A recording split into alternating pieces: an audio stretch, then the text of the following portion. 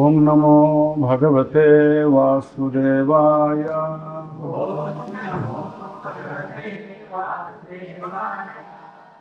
ఓం నమో భగవతే వాసుదేవాయ.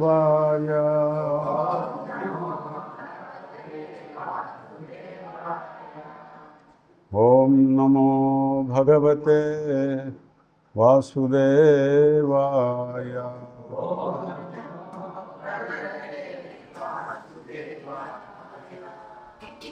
భగవద్గీత యథాతథము అధ్యాయం 4 దివ్య జ్ఞానము శ్లోకం 9. చెప్పండి. జన్మ కర్మ చమే దివ్యం ఏవం యో వేతి తత్వతః త్యక్త్వా దేహం పునర్జన్మ నైతి మామేతి సోర్జున. హరే కృష్ణ. జన్మ కర్మ చమే దివ్యం యోవం యో వేతి తత్వతః త్యక్త్వా దేహం పునర్జన్మ నైతి మామేతి సోర్జున. జన్మ కర్మ చమే దివ్యం ఏవం యో వేతి తత్వతః త్యక్త్వా దేహం పునర్జన్మ నైతి మామేతి సోర్జున. ప్రతిపదార్థము. జన్మ పుట్టుక, కర్మ కర్మము, చ కూడా, మే నా యొక్క, దివ్యం దివ్యమైనది, ఏవం ఇట్టిదని, యహ ఎవడు, వేత్తి తెలుసుకునునో, తత్వతః యథార్థముగా, త్యక్త్వా విడిచిపెట్టి, దేహం ఈ దేహమును, పునః తిరిగి, జన్మ పుట్టుకను, నా ఏతి ఎప్పుడును పొందడు, మాం నన్ను, ఏతి పొందును, సహా అతడు, అర్జున ఓ అర్జున. భావము భాష్యము రాసినది ఏసీ భక్తి వేదాంత స్వామి శ్రీల ప్రభుపాద్ కీ. భావము. ఓ అర్జున, నా జన్మము మరియు కర్మల దివ్యత్వమును యథార్థంగా ఎరిగినవాడు దేహమును విడిచిన పిమ్మట తిరిగి ఈ భౌతిక జగత్తున జన్మింపక నా శాశ్వత ధామమున నన్నే పొందును. భాష్యం. భగవంతుని అవతరణ అతని దివ్యధామము నుండే జరుగునని విషయము 6వ శ్లోకములో ఇదివరకే వివరించబడెను.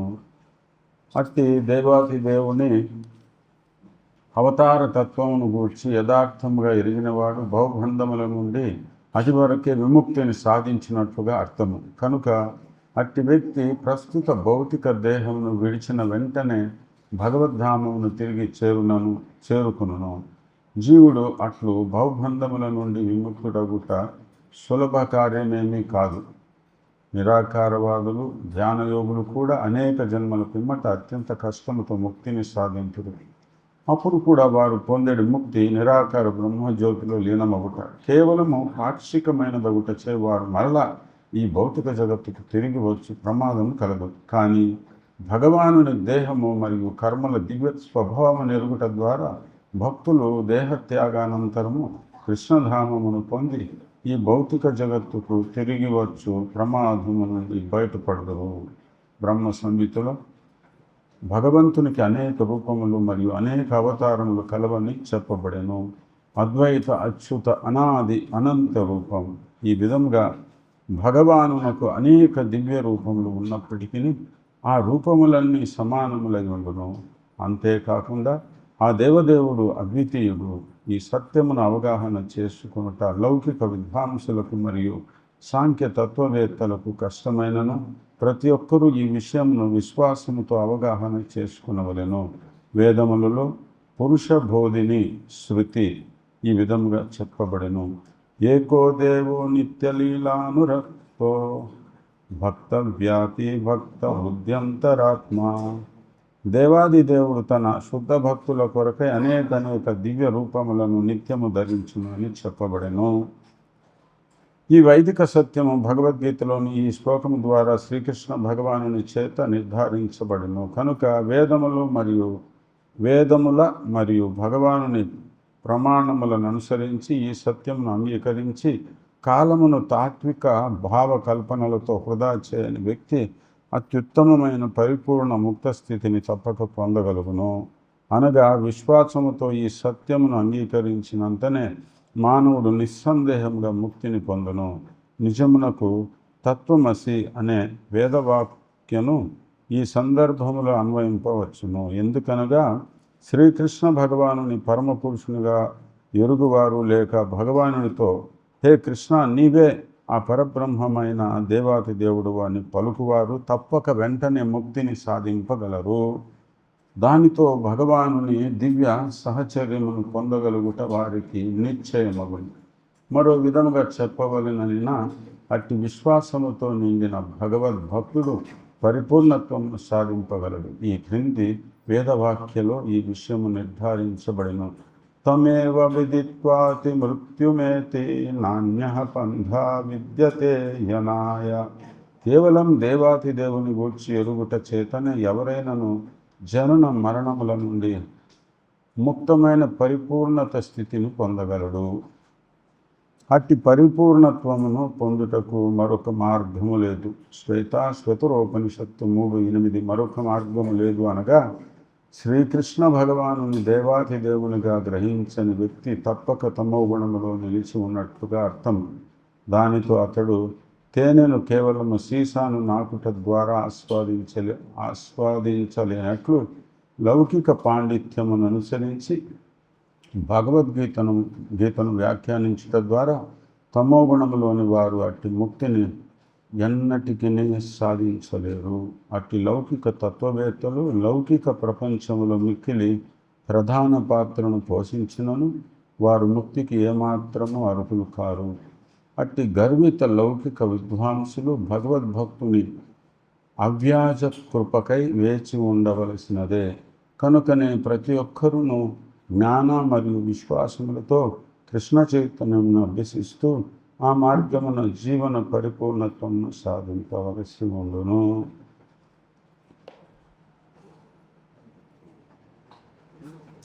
ఓం అజ్ఞానతిమిరంధస్య జ్ఞానాంజనశలాకయ చక్షురున్మిళితం యేన తస్మై శ్రీగురువే నమః.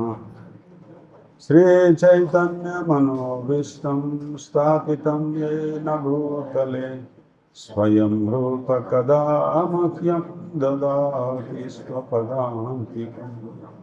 వందేహం శ్రీగురు శ్రీయుతాపదకమలం శ్రీగురుం వైష్ణవాంశ శ్రీరూపం సాగ్రజాతం సహగణా రఘునాథాన్వితం తం సజీవం సాద్వైతం సావధూతం హరిజనా సహితం కృష్ణ చైతన్యదేవం శ్రీరాధా కృష్ణ పాదాన్ సహగణా లలితా శ్రీ విశాఖాన్వితం చ. హే కృష్ణ కరుణా సింధో దీనబంధో జగత్పతే గోపేశ గోపికాకాంత రాధాకాంత నమోస్తు. సప్తకాంచన గౌరాంగి రాధే బృందావనేశ్వరి వృషభానుసుతే దేవి ప్రణమామి హరిప్రియే. వాంఛాకల్పతరోదశ కృపా సింధుభ్యైవ చ పతితానాం పావనేభ్యో వైష్ణవేభ్యో నమో నమః.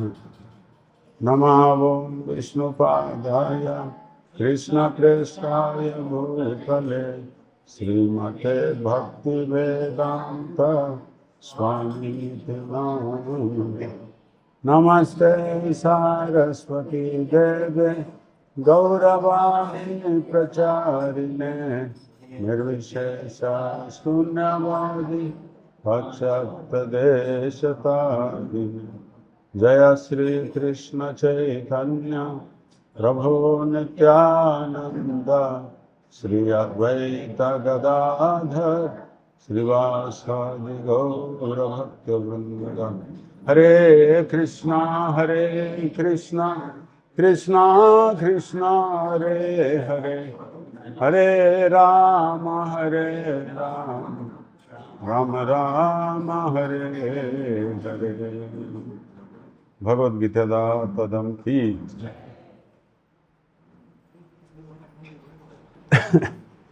మనం చూడొచ్చు అనేక శాస్త్రాలు ఉన్నాయి.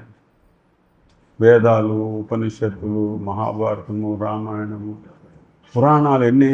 18 పురాణాలు. సో అనేక శాస్త్రాలు ఒకదాని తర్వాత ఒకటి అలాగా లిఖించేస్తారనమాట. ముద్రించారు, రాసి మనకిచ్చారు, అన్నీ ఇచ్చారు.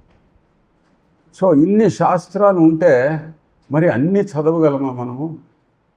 అది సాధ్యమవుతుంది మనకి? ఎప్పటికీ కాదు. ఎందుకంటే మన ఆయువు అల్పమైంది. అందులో కలియుగ అసలు ఏమిటంటే చాలా తక్కువ మేధస్సు కలిగిన వారంట. ముందే బాగుంది. ప్రభు కొంచెం సౌండ్ పెట్టండి, ఇట్లా తిప్పించి పెట్టండి కొద్దిగా. హరే కృష్ణ, ఇంకా ఇట్లా తిప్పించండి కొంచెం చాలు. హరే కృష్ణ సరిపోతుంది. కృష్ణ కృష్ణ హరే హరే, హరే రామ రామ రామ హరే హరే. కరెక్ట్గా ఉంది, రైట్. సో ఎందుకు ఇన్ని శాస్త్రాలు రాస్తున్నారు అని అంటే, వ్యక్తులు ఎంతమంది ఉన్నారు? 84 లక్షలు ఉంటే దాంట్లో 4 లక్షలు కేవలం మనుషులే ఉన్నారు కదా. సో 4 లక్షలు ఏమిటంటే తరగతులు వేరువేరుగా ఉన్నారనమాట. ఇప్పుడు చాలా మేమైతే ఏమని ప్రశ్నించామంటే, ఎందుకండి ఇన్ని శాస్త్రాలు ఎందుకు, ఇన్ని దేవతలు దేవుళ్ళు ఎందుకు? ఒక్క దేవుడు ఉంటే సరిపోయేది కదా. అంటే అన్ని రకాల వ్యక్తులకి ఒకే దేవుడిని ఇచ్చి నువ్వు పూజించమంటే వాళ్ళకి నచ్చదన్నమాట. అందుకని ఒక్కొక్క రకంగా ఉంటారు వ్యక్తులు. 84 లక్షల రకాల మనుషులు ఉన్నారు. వాళ్ళ స్వభావం కూడా 4 లక్షలుగా ఉంటుంది. అంటే ఒక్కొక్క స్వభావం కలిగిన వారు పలువురు ఉండొచ్చు, కానీ అందరూ ఒకేలాగా ఉంటారు. అందుకనే దాన్ని ఏం చేశారంటే వేదాలని విడివిడిగా రచన చేస్తారు. ఈ వేదం అంతా ఒకటేగా ఉన్నది, దాన్ని 4 భాగాలు చేసి మళ్ళీ అనేక భాగాలు చేస్తారు. దాంట్లో మళ్ళీ వేదాల సారము, సూత్రాలు, ఉపనిషత్తులు ఇచ్చారు కదా. సో ఉపనిషత్తులు అంటే ఏవి? ఎన్ని ఉన్నాయి ఉపనిషత్తులు? ఎన్ని? 108 ఉపనిషత్తులు.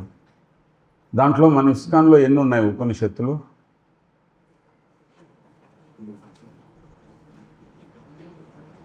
ఎన్ని ఉన్నాయి ఉపనిషత్తులు?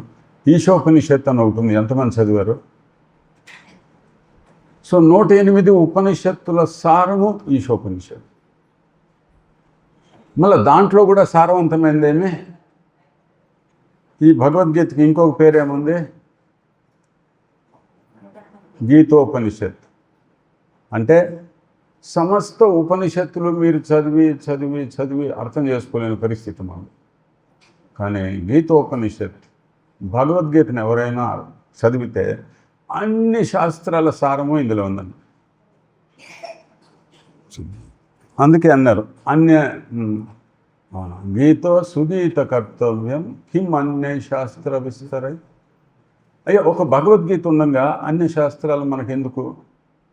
దీన్ని పఠించి అర్థం చేసుకుంటే సరిపోతుంది కదా అని అంటే, లేదంటే మాకు కథ రూపంలో కావాలి.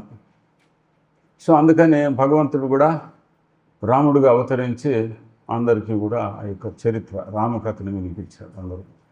సో ఇక్కడ ఏం చెప్తున్నారు ఈ శ్లోకంలోనంటే, ఎందుకు ఈ విషయాలన్నీ చెప్పుకుంటూ వచ్చానంటే భగవద్గీత అంత ఉత్తమమైనది. అనేక శాస్త్రాల యొక్క సారము గీత. సర్వోపనిషదో గావో దోగ్ధ గోపాలనందన పార్థో వత్స సుధీర్భోక్త దుగ్ధం గీతామృతం మహత్. ఈ గీతామృతం యొక్క మహత్తుని ఎవరైతే అర్థం చేసుకుంటారో, తాగుతారో, వాళ్ళకి ఎప్పుడు మరణం అనేది లేదు. ఎందుకో అన్ని ఉపనిషత్తుల సారం ఇది.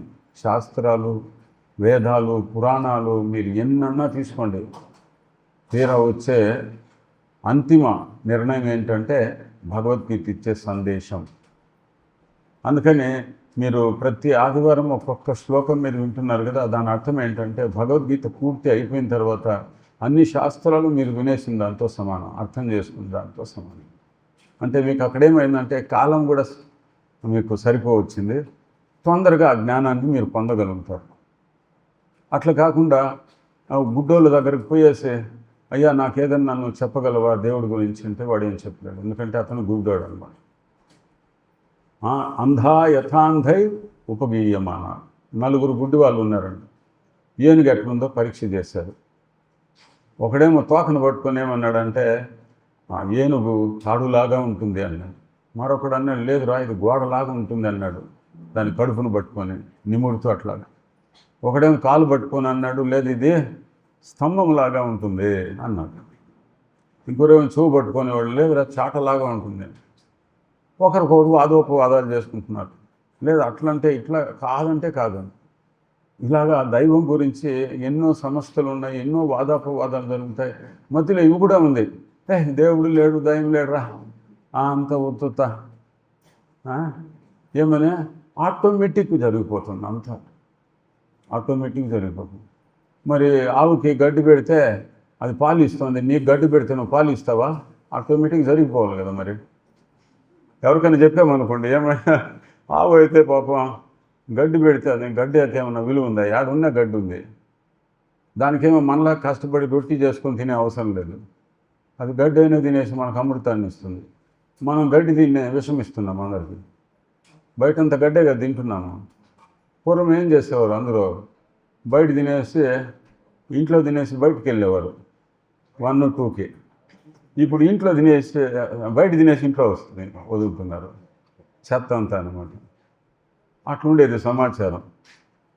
సో మూర్ఖులు అనమాట, ఆటోమేటిక్గా జరిగిపోతుందంట అంతా.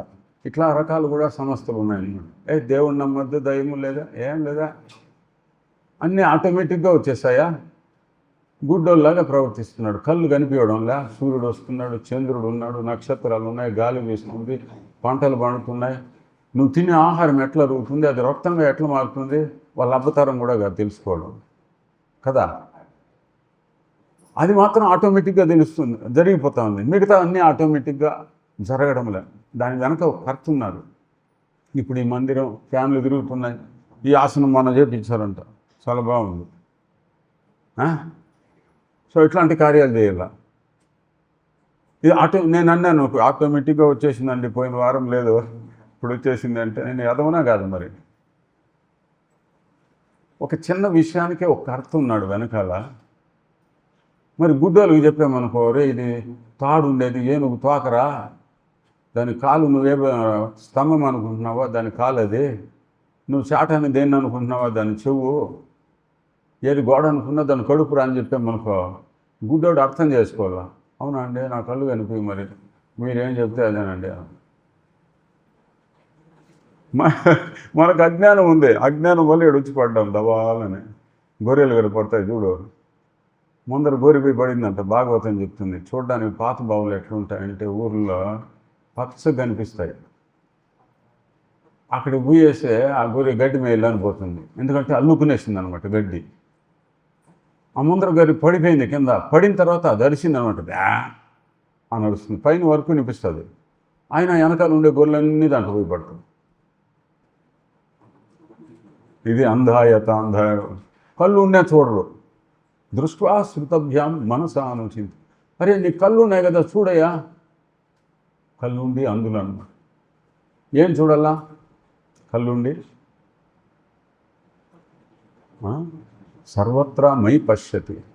ఒక శ్లోకంలో భగవంతుడు చెప్తున్నాడు భగవద్గీత, నువ్వు ఏది చూస్తున్నా దాంట్లో నన్ను చూడు, అప్పుడు నేను నీతో ఉంటా, నువ్వు నాలో ఉంటావు, నేను నీకు దర్శనం ఇస్తాను తొందరగా. మనం ఎందుకు అట్లా చూడము? కామాంధులై ఉన్నామంట. ఇప్పుడు జన్మకర్మ చెన్నై దిగం అని చెప్పుకున్నామండి. ఏదైతే నువ్వు చూస్తున్నావో దానికి జన్మ ఎవరు? మనిషిని చూడు, నువ్వు ఏ వస్తువునైనా చూడు, దాని వెనక ఎవరి హస్తం ఉంది? భగవంతుని హస్తం. ఏదో గుడ్డిగా ఏది పడితే అది నమ్మేసేది అట్లా కృష్ణ స్పష్టం చేసేస్తారు అన్ని విధాలు. అందుకనే బుద్ధిమంతులు ఏంటంటే వెంటనే అర్థం చేసుకోవాలి, అరే ఏది సత్యమైంది. ఒక అంధుడు ముందు వెళ్తుంటే వాడు తోక పట్టుకొని పోకూడదు. ప్రభుపాద చెప్పారు, నువ్వు నా దోతి పట్టుకొని నేను తీసుకెళ్తాను వైకుంఠానికి అనమాట. అంటే మనం ఇంకేదో పట్టుకున్నాం అనమాట, దాని విషయమంటున్నాను. మాతాజీలు ప్రభువులు పట్టుకుంటున్నారు, ప్రభువులు మాతాజీలను పట్టుకున్నారు. నువ్వే నా లైఫ్, నువ్వే నా జీవితం. మాకు మిలిటరీలో ఉన్నప్పుడు ఎప్పుడో పాట వేసేవారు అన్నమాట. అప్పుడప్పుడు రాత్రి డ్యూటీలు పాడుకునేవాడిని. దాని అర్థం ఇస్కాన్కి వచ్చినాక తెలిసింది. గాతా రహే మేరా దిల్ హై తూ హీ మేరీ మంజిల్. భగవద్గీతకి ఇది అటాచ్ ఉందండి. కహీ బీతే నా యే రాతే కహీ బీతే నా యే దిన్. ఏమంటున్నారు? ఎన్ని రాత్రులు గడిచిపోని, ఎన్ని పగళ్ళు గడిచిపోని గాక నేను ప్రాణం ఉన్నంత వరకు పాడుతూనే ఉంటాను అంటున్నాడు. దేని గురించి పాడతావురా? తూ హీ మేరీ మంజిల్. ఏమి నా లక్ష్యం ఒకటే, ఏమిటది అంటే నిన్ను పొందడమే, ఇంకొకటి లేదు. దేని గురించి పాడతావురా? నీ గురించే పాడుతావు, జీవిస్తా. ఎప్పటి వరకు సూర్యచంద్రులు ఉంటారో, ఎప్పటి వరకు రాత్రి పొగులు. రాత్రి గడిచిపోతుంది కదరా మరి పడుకోవా అంటే, లేదు రాత్రి పడుకోను పొగులు పడుకోను, పాడుతూనే ఉంటాను. దేనికోసం? నువ్వే నా మంచిది, అంటే నువ్వే నా జీవిత ధ్యేయం, నా లక్ష్యం, నిన్ను పొందడమే నా. ఇస్కాన్కి వచ్చిన తర్వాత అక్కడ చూసిన వీధుల్లో ఒక పాట వేసుకుంది. ఏమిటది? దేవుడు వరం అందిస్తే నేను నిన్నే కోరుకుంటాలే. ఆ పాటలన్నీ ఎక్కడున్నాయి ఇప్పుడు? అడ్రస్ లేవు. కానీ ఏ పాటలు ఉండే చెప్తాను. హరే కృష్ణ మాత్రం ఉంది, అన్నీ వెళ్ళిపోయినాయి. ఉంటుంది ఇప్పటికి. ప్రభుపాద దగ్గర ఒక శిష్యుడు వెళ్ళాడు ముంబైలో, సినిమా ఒకటి జరుగుతూ ఉంది అప్పుడు, అన్ని భాషల్లో వచ్చేసింది అది. ప్రభుపాద దగ్గర శిష్యుడు చెప్పాడు, మన ఇస్కాన్ని ఖండం చేసేసారు ఆ సినిమాలో, నేను ఒకసారి చూడొచ్చునా అన్నాడు. పోయి చూసిరా, ఏముందో నాకు చెప్పు అన్నాడు ప్రభుపాద.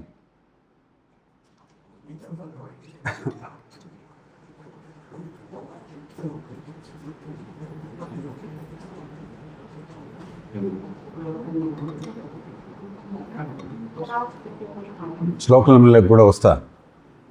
పోయినసారి కూడా శ్లోకం టచ్ చేయలేదు. సో ప్రభుపాద చెప్పారు, సరే సినిమా చూసిరాప. సినిమా చూసి వచ్చి దాని సారాంశం చెప్పాడు అనమాట. మన ఇస్కాన్కి చాలా తక్కువ చేసి చూపించారు. ఏమది అంటే, దమ్ మరే దమ్ మిట్టు జాయే గమ్ బోలో శుభ శామ్ హరే కృష్ణ హరే రామ్ హరే కృష్ణ హరే. ప్రభుపాద ఏమన్నారు తెలుసా? ఏ దమ్ మరే దమ్ మిట్టు జాయే గమ్, ఇదన్నీ కూడా నశించిపోతాయి. కానీ ఏముంటుంది? హరే కృష్ణ హరే రామ్ హరే కృష్ణ హరే రామ్. మీరు మాత్రం కనిపిస్తారు, ఇంకా ఎవరు కనిపించరు. ఇస్కాన్ భక్తులే భగవద్ధామం పోయేదానికి అర్హులు, వాళ్ళు మాత్రమే కనిపిస్తారు. మిగతా అంతా పరిగెత్తాల్సిందే, అన్నీ నాశనం అయిపోవాల్సిందే. కానీ హరే కృష్ణ హరే రామ్ ఉంటుంది. హరే కృష్ణ హరే రామ్ అనే వాళ్ళంతా ఉంటారు. ఎక్కడుంటారో? ఇహ పరలోకాల్లో ఎక్కడున్నాడు? రాజు గొంతులో పోయినా, ఎక్కడున్నా రాజేనండి. వాడికి ఇంకా భయం ఉండదు. రాజు ఆడుంటే ఆడంతా మంత్రులు ఉంటారు, శంకులు మొత్తం బటాలియనే అక్కడ ఉంటుంది. కానీ మనమేమనుకుంటున్నామో హరే కృష్ణ చేస్తే అందరూ వీక్, మనల్ని చూస్తే వీడు హరే కృష్ణ చేస్తాడు చీప్, అది వీడు చాలా తక్కువ స్థాయి వాడు అని. అంటే మనము అర్థం చేసుకోవాలి, ఎవరి కోసం పాడాలి, ఈ మనసుతో ఎవరిని కొలవాలి, ఎవరిని కీర్తించాలి, ఎవరిని పొగడాలి.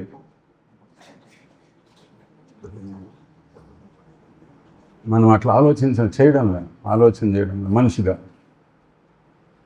ఎక్కువ భగవద్గీత చదివామంటే చాలా లేదు ప్రభు, చాలా ఇంపార్టెంట్. ఏమి ఇంపార్టెంట్? ఎగ్జామ్ ఉన్నాయి ప్రభు.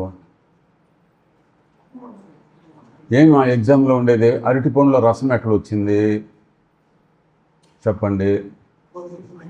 మామిడికాయ ఎందుకు అంత తీయగా ఉంది? ఊరే నువ్వు తెలుసుకోకపోయినా దాంట్లో వచ్చి ఆ రుచి రానే వస్తుంది. అదే నువ్వు ఇంజక్షన్ వేసి దాంట్లో రుచిని తీసుకురావడం లేదు. ఆ చదువు వాళ్ళని ఏమన్నా ఉద్ధరిస్తూ ఉందా? కానీ భగవంతుడు ఇక్కడ అంటున్నాడు, నా యొక్క దివ్యత్వాన్ని ఎవరు తెలుసుకుంటారో వాళ్ళు శాశ్వతమైన నా ధామాన్ని పొందగలుగుతారు. ఎందుకు పొందాలండి? ఎందుకంటే ఒకసారి నా లోకానికి నువ్వు తిరిగి వస్తే మళ్ళీ తిరిగి వెళ్ళవు. చాలామంది అడుగుతారు కదా, ఏం ప్రయోజనం ఏంటి మాకు భగవద్గీత చదివితే వింటే? ఈరోజు శ్లోకంలో అదే చెప్తున్నారు అన్నమాట. ఏం ప్రయోజనము? నా యొక్క జన్మ కర్మల దివ్యత్వాన్ని తెలుసుకున్నవాడు మరణించిన తరువాత, ఈ దేహాన్ని విడిచిన తర్వాత నా లోకానికి తిరిగి వస్తాడు, శాశ్వతమైన ధామానికి నన్ను పొందగలుగుతాడు. అటువంటి వ్యక్తికి మళ్ళా పునర్జన్మ నా విద్యతే. మళ్ళీ పునర్జన్మ లేదన్నప్పుడు వైకుంఠం నుంచి చాలామంది వచ్చేసారనమాట. ఎవరు? జై విజయులు వచ్చారు కదా. మిమ్మల్ని ప్రశ్నించారు అనుకోండి, జై విజయులు ఎందుకు వచ్చారు? కృష్ణుడేమో ఇట్లా చెప్తున్నారు కదా, పునర్జన్మ లేదు వాళ్ళకి. మళ్ళీ ఎందుకు వచ్చారు? ఎస్, వైకుంఠం బయట ఉన్నారు, అందుకని వచ్చారు. అందులో కృష్ణ కోరుకుంటే వస్తారు. సో మనం జన్మిస్తే సరిపోదండి. జన్మ ఎప్పుడు సార్థకమవుతుంది? ఒక చిన్న ఉదాహరణ ఇస్తాను మీకు. ఇప్పుడు ఊరిని వదిలేశారు అనుకోండి ఎవరైనా, వాళ్ళు ఏమంటారు? సన్యాసి అంటారు. ఊరే ఎవరినైనా వదిలేసింది అనుకో, తరిమేసింది ఊర్లో నుంచి, వాళ్ళు ఏమంటారు? సన్యాసి. సో ఇద్దరు రెండు రకాల వ్యక్తులు ఉంటారు ఊర్లో నుంచి వెళ్ళిపోయిన వాళ్ళు. ఒకటి సన్యాసి, ఇంకొకటి సన్యాసి.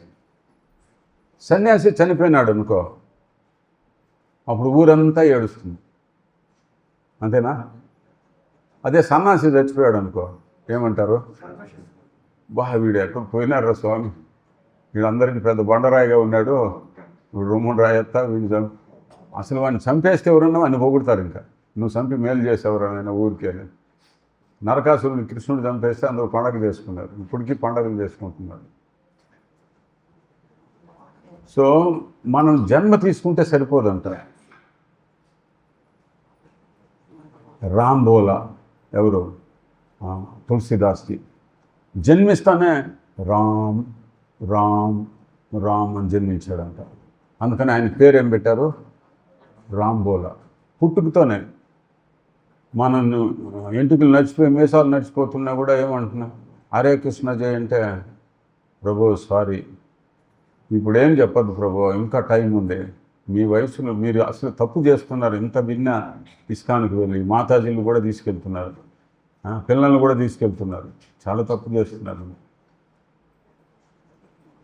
అందరూ చనిపోతే ఏం సాధిస్తున్నారంటే, ఎట్లా బ్రతకాలంట? తులసీదాసులాగా బతకాలంట.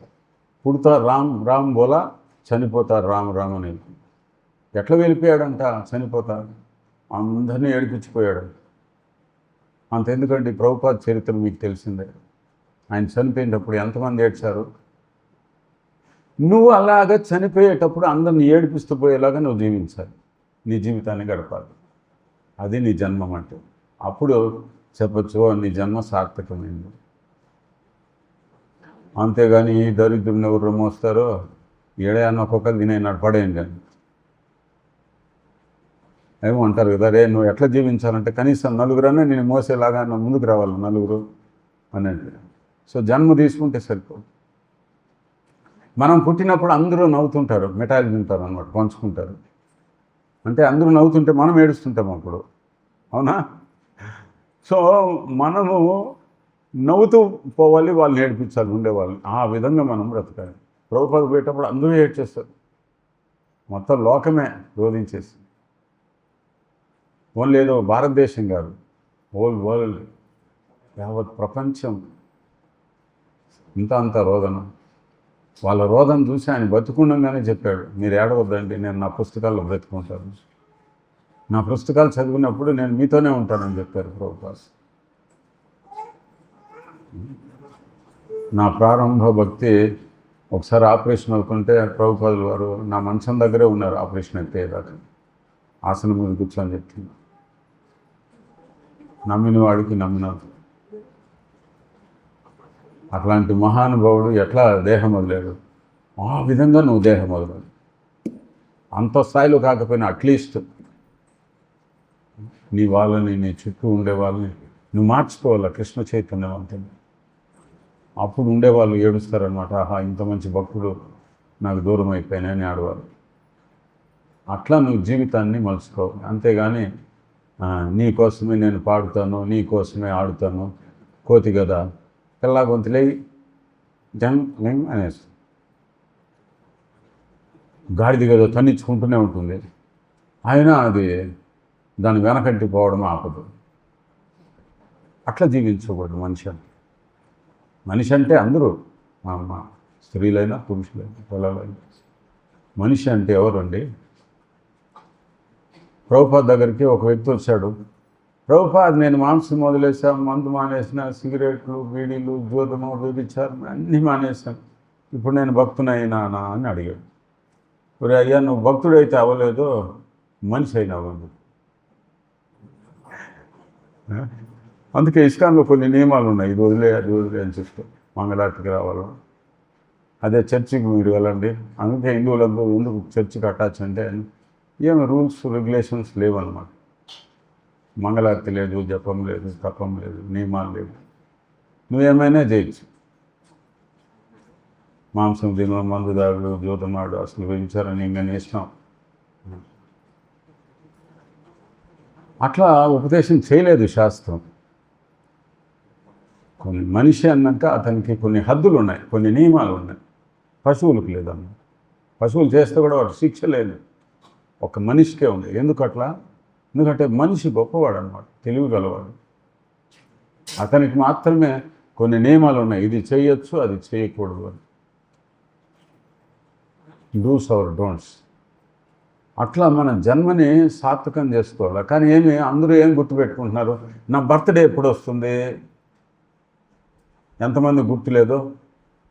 మొన్న జూలై 15వ తేదీ తెల్లవారు 3 గంటలకు వచ్చి ఒక ప్రభు నాకు మిఠాయి ఇచ్చి చెప్పాడు, ప్రభు హ్యాపీ బర్త్డే అని.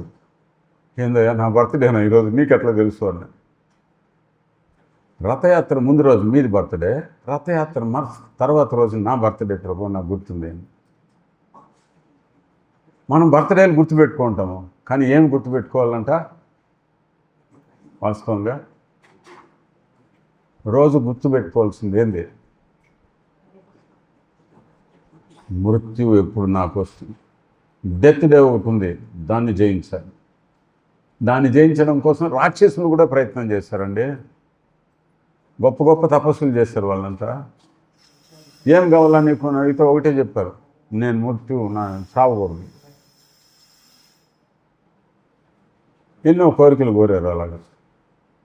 అదండి, రాక్షసులు కూడా అట్లా కోరుకుంటున్నారంటే మళ్ళీ దేవతలనే లక్షణాలు కలిగిన వాళ్ళు ఏమో ఆలోచన చేయాలి. మరి మృత్యువు నుంచి అట్లా బయటపడేది. అదే విషయాన్ని కృష్ణుడు ఈ శ్లోకంలో చెప్తున్నాడు. అయ్యా, నువ్వు నిజంగానే ముక్తిని పొందాలంటే నువ్వు ఒక్కటే చెయ్యి, నా జన్మ కర్మల యొక్క దివ్యత్వాన్ని నువ్వు తెలుసుకో. అప్పుడు నీకు మళ్ళీ జన్మ మృత్యువు నుంచి నువ్వు బయటపడతావు. ఎందుకు బయటపడాలి? దుఃఖ దోషానుదర్శనం. మళ్ళీ మళ్ళీ దుఃఖాన్ని నువ్వు దర్శిస్తూ ఉంటావు జన్మించడం వల్ల. అసలు ఈ 3 ఎందుకు వస్తున్నాయి? ముసలితనము, మరణము, వ్యాధులు ఎందుకు వస్తున్నాయి? జన్మ తీసుకోవడం వల్ల. సో జన్మ లేకపోతే ఈ 3 లేవు. మూలం ఎక్కడ? జన్మం. అందుకే కృష్ణ ఏమంటున్నాడు, నీకు జన్మే లేకుండా ఉంటుంది, పునర్జన్మ నా విద్యతే, మళ్ళీ నీకు జన్మ లేదు, అందుకని నువ్వు నా దివ్యత్వాన్ని తెలుసుకో. మనం ఏం తెలుసుకుంటున్నాము? క్రికెట్ హీరోలు ఎవరెవరు, వాళ్ళు ఎన్ని సెంచరీలు పెట్టారు, సినిమా ఏదేది హిట్ అయిపోయింది, సూపర్ హిట్ అయ్యేది, బ్లాక్ బలర్స్, ఏమో టాపర్ సినిమా, పాటల్లో మళ్ళీ ఏ పాటలు హిట్, అవన్నీ వేసుకొని వింటుంటారు. బాత్రూంలో కూడా అదే పాడుతున్నారు. కానీ భగవద్గీతను పాడుతున్నామా? ఎందుకు ఇది పాడల్లా? కృష్ణ ఆ విషయం చెప్పాడు. దివ్యం పవిత్రం ఇదముత్తమం ప్రత్యక్షామగమం దర్వ్యం సుసుఖం కర్తుమవ్యం. దివ్యం అన్నమాట, పవిత్రమైనది, పరమసుఖాన్ని ఇచ్చేది. సుసుఖం చెప్పానా? అంటే ఏమిటని కొన్నిసారి ఏమో చెప్పాను. ఓకే, ఇప్పుడు మీరు ఏ పదానికైనా కలపండి, దాని విలువ పెరిగిపోతుంది. నా పేరు సుదర్శన్ అని పేరు పెట్టారు, సుదర్శన్ రూప. ఖాళీ దర్శన్ అంటే ఏమైనా అర్థం ఉందా? సుదర్శన్ అంటే సాక్షాత్ భగవంతుని యొక్క సుదర్శనం, ఆయన చక్రం అన్న దర్శన్. దాస్, నేను ఎలాగున్నాను? దూరదర్శన్ దాస్. ఎప్పుడు టీవీ ముందర కూర్చొని చూస్తూ ఉండే పిచ్చోళ్ళలాగా.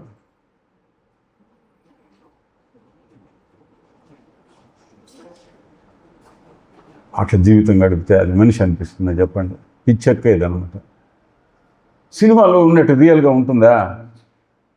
దాంట్లో ఒకసారి అమ్మ కొడుతుందనమాట, ఇంకా కొట్టుమా అంటే, నా బిడ్డ అని చెప్పి ఆమె కౌగిలించుకుంటుంది తల్లి. అట్లా ఇంటికి వచ్చి నేను కూడా ఒకసారి మా అమ్మ కొట్టినప్పుడు డైలాగ్ వేసాను, ఈ పక్క కూడా కొట్టుమా, ఇంకా కొట్టుమా అని వాంతి వదిలేసింది. నాలుగు పక్కల బొర్ర ఎత్తుకొని కట్టి ఎత్తుకొని కొట్టింది అనమాట. తరిమి కొట్టింది. అప్పుడు తెలిసింది, ఓరే సినిమా రియల్, సినిమాలో ఒకటైతే రియల్ జీవితం వేరే అనిపించింది. ఆ డైలాగులన్నీ ఇక్కడ సరిపోవన్నమాట. మాయ కూడా అలా కొడుతుంది మనల్ని.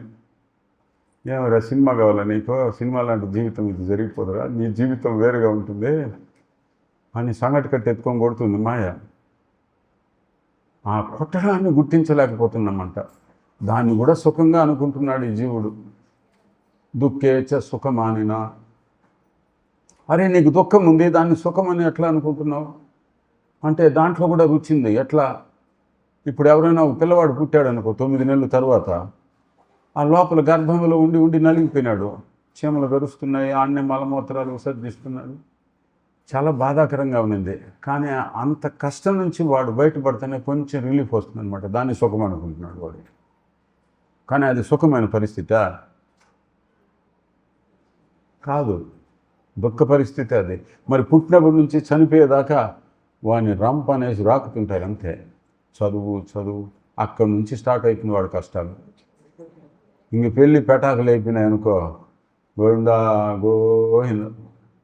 పోయిన వారం చెప్పినట్టుగా అదేమే, ఇంత ఇల్లాదవునికి ఇల్లాదంత చింత చెప్పానా? ఎప్పుడు ఒకే చింత జీవుడికి, ఇద్దవునికి ఇద్దంత చింత. లేనోడు లేదో అని ఏడుస్తుంటే, ఉన్నోడు ఉందే అని ఏడుస్తున్నాడు. ఇది దుఃఖం. అందుకని కృష్ణ ఏం చెప్తున్నాడు, నువ్వు వీటి నుంచి తప్పించుకుంటావు. నీకు ఎట్లా సినిమా చూసే అలవాటు ఉంది, వినే అలవాటు ఉంది. అదే నేను చాలా సినిమాలు చూపిస్తున్నాను, మీరు చూడొచ్చు దాన్ని, మన కళ్ళతో చూడొచ్చు. సంజయుడు చూడలేదా? పగలంతా భజన చేశారు అనుకో, రాత్రిలో కృష్ణుడే కనిపిస్తాడు. లేదు ప్రభు మాకు కనిపించలేదు, భక్తి చేస్తున్నా అంటే పూర్వజన్మలో రీళ్ళన్నీ ఫీడ్ అయిపోయినాయి కదా మెమరీ కార్డులో. అవన్నీ మనసు ఏం చేస్తుందంటే మనం నిద్రపోయినా అది మేలుకో ఉంటుంది, అది ఒకటే మనకి చూపిస్తూ ఉంటుంది అనమాట. నువ్వు చేసిన వృత్తాంతాలన్నీ చూడు ఒకసారి అని కళ్ళు చూపిస్తూ ఉంటుంది. అందుకే మనం మెమరీ కార్డు అంతా తీసేయాలంటే హరే కృష్ణ చేస్తే డిలీట్ చేస్తాడు స్వామి. ఒకసారిగా ఫార్మేట్ అంటారా, ఫార్మేట్ చేస్తే మొత్తం క్లియర్, మనం ఫ్రెష్గా నింపుతారనమాట గురువులు. అందుకే నువ్వేం చేయాలా, నీ దగ్గర ఏదైతే ఉందో అదంతా ఏమిటి, ఎన్నో కోట్ల జన్మల నుంచి వచ్చిందనమాట. కృష్ణుని వదిలే అన్నీ వింటున్నారు చాలా బాగా. ఏమిటి ఇంకేమి జరిగిందండి అని దీర్ఘాలు తీస్తూ అడుగుతారు. వాళ్ళు కూడా చెప్పేవాళ్ళు చాలా ఉత్సాహంగా చెప్తారన్నమాట. మన రథయాత్ర అప్పుడు భీమవరం ఇస్కాన్ టెంపుల్లో కారు వస్తే దాంట్లో ఏసీలో నన్ను కూర్చోమన్నారు. కూర్చున్నాను. రథాన్ని దగ్గర పోయేదాకా వాళ్ళు మాట్లాడుతున్నారు. కృష్ణ మాటేరాలి వాళ్ళ నోట్లో, కానీ అందరూ తిలకం పెట్టుకొని భక్తులే ఉన్నారు. ఆవిడట్లా, ఈవిడిట్లా, ఆయన అట్లా, అవునా అని ఒక దేవుడికి దీర్ఘం తీసుకుని దాన్ని ఎంత పొడిగిస్తున్నా, ఎంత చక్కగా చెప్పుకుంటున్నారంటే అసలు ప్రపంచమే మర్చిపోయారు పూర్తిగా. మాకు ఆశ్చర్యం వేస్తుంది. My God. మళ్ళీ కూర్చున్నప్పుడు ఇది కూడా అన్నారు, ప్రభు మీరు మా బడిలో కూర్చోవడం మా అదృష్టం ప్రభు అన్నారు. పర్వాలేదు, ఏమో కృష్ణ ఏర్పాట్లే, మాతాజీని కూర్చున్నారు. ఇద్దరు మాతాజీలు ఒక ప్రభు ఉన్నారు దాంట్లో. ఈ ఉదాహరణ ఎందుకు ఇస్తున్నానంటే చూడండి, మనం ఎంత అసలు ఏ కథలు వింటున్నాం. ఖాళీ గ్రామ కథ అలవాటు చేసాం చెవులకి. కృష్ణ కథ విన్నగానే మన ఒక అబ్బాయి వచ్చి గంటల తరబడి విన్నాడు. బయట వెళ్తేనే ప్రభు చెప్పులు వేసుకుంటేనే అది మర్చిపోతాం ఎందుకు అన్నాడు. ఇప్పుడు 2 గంటల సేపు నేను ఎందుకైనా నువ్వు బయటకు వెళ్ళి అట్లా చెప్పులు వేసుకుంటేనే మర్చిపోతున్నాడు. అట్లా ఉండకూడదు. ఇది ఎప్పుడు గుర్తుపెట్టుకో ఉండాలంట. ఏది ప్రభుపాద చెప్పారు, ఈ రోజే నీకు మరణం ఉందని నువ్వు గుర్తుపెట్టుకో. అప్పుడేం చేస్తావు? నువ్వు తీవ్రంగా భక్తి చేయగలుగుతావు. రేపు ఉదయం వరకు ఉంటాం ఈ టైంలో గ్యారెంటీనా? ఇవ్వగలమా? మరి ఎందుకు అనుకోకూడదు? నేను ఎప్పుడు వరకు ఉంటానో తెలియదు అనేసి ఎందుకు అనుకోకూడదు? ఆ ఉన్నదాన్ని ఎందుకు న్యూట్రలైజ్ చేసుకోకూడదు కాలాన్ని?